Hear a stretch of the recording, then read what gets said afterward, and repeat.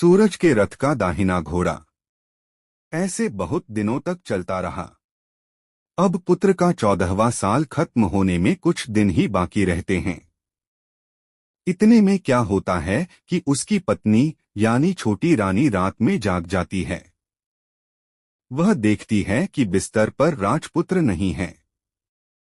वह महल में सब जगह देखती है तो राजपुत्र कहीं भी नजर नहीं आता। तो वह क्या करेगी? किससे कहेगी? वह चुपचाप रहती है। फिर भोर होने पर वह देखती है कि उसका पति अपनी जगह सोया हुआ है। वह पति से कुछ नहीं पूछती। लेकिन दूसरी रात भी वैसे ही होता है। तीसरी रात डॉट चौथी रात डॉट ऐसे बहुत दिन तक चलता है। रानी बहुत ही चिंतित हो जाती है। पति रात को जाता कहाँ है? किससे मिलने जाता है? उसको मन में ढेर सारे सवाल उठते हैं, लेकिन उसे पूछने में उसे डर लगता है, शायद पति गुस्सा कर बैठे। सास-ससुर से पूछने के बारे में सोचा तो उसकी कुल मर्यादा बीच में आ जाती थी। तो इस तरह मन ही मन वह कुढ़ती रहती थी। इस हालत में उसे खाने पीने में दिलचस्पी नहीं होती, वह दुबली पतली हो जाती है। तो उस राज्य में फूल बेचने वाली एक बूढ़ी मालिन थी।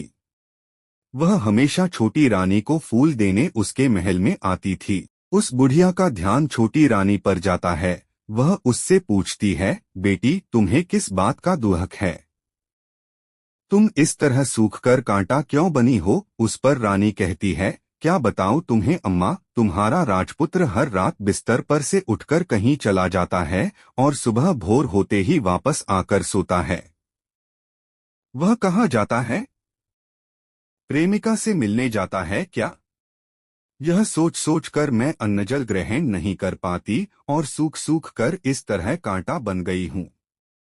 बुढ़िया सब बात सुनकर उसे एक उपाय बताती है, तो बेटी ऐसा करना, आज रात तुम सोना मत, उसके पीछे जाकर देखना कि वह कहाँ जाता है, क्या करता है। उसकी अच्छी तरह से पहरेदारी करना, पर मुझे नींद आ गई तो तुम्हें नींद न आए, इसलिए एक काम करना, अपने बाएं हाथ की उंगली में एक जख्म करना, उस पर थोड़ी सी मिर्च छिड़कना। उससे तुम्हें बड़ी जलन होगी और उस पीड़ा से तुम्हें रात भर नींद नहीं आएगी। रानी बुढ़िया के कहे अनुसार करती है। उंगली की जलन से उसे बड़ी देर तक नींद नहीं आती, लेकिन बाद में वह सो जाती है। दूसरे दिन सुबह बुढ़िया फूल लेकर उसके महल में पहुंचती है और पूछती है, क्या हुआ बेटी, देख पाई क्या, पति कहाँ जाता है? रानी कहती है, नहीं अम्मा, पहले कुछ समय जलन के कारण मुझे नींद नहीं आई, पर कुछ देर पश्चात मैं सो गई। बुढ़िया कहती है, कोई बात नहीं, आज तुम उंगली पर पहले से थोड़ा बड़ा जख्म करना और ज्यादा मिर्च लगाना। तो रानी वैसे ही करती है। परंतु वह सिर्फ पति के बिस्तर से उठकर बाहर निकलते वक्त तक जाग पाई। वह उसके पीछे नहीं जा सकी, क्योंकि उसकी आंखें उस समय तक मुंद गई थीं। दूसरे दिन सुबह बुढ़िया आती है तो उसने पूछने से पहले ही रानी रोकर कहती है, अम्मा, मैं आज भी उनकी पहरेदारी ठीक तरह नहीं कर पाई। बुढ़िया कहती है, रोना नहीं बेटी, सब कुछ ठीक हो जाएगा।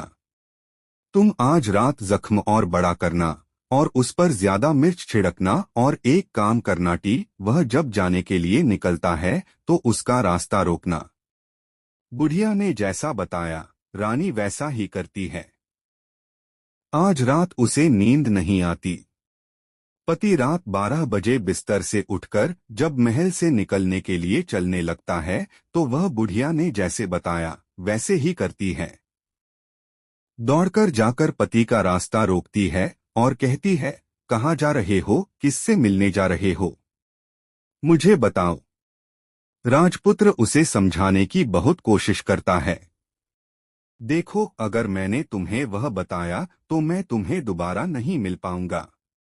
कोई बात नहीं, न मिल पाओ, लेकिन आप रात के समय कहाँ जाते हो, यह मुझे पहले बता दीजिए।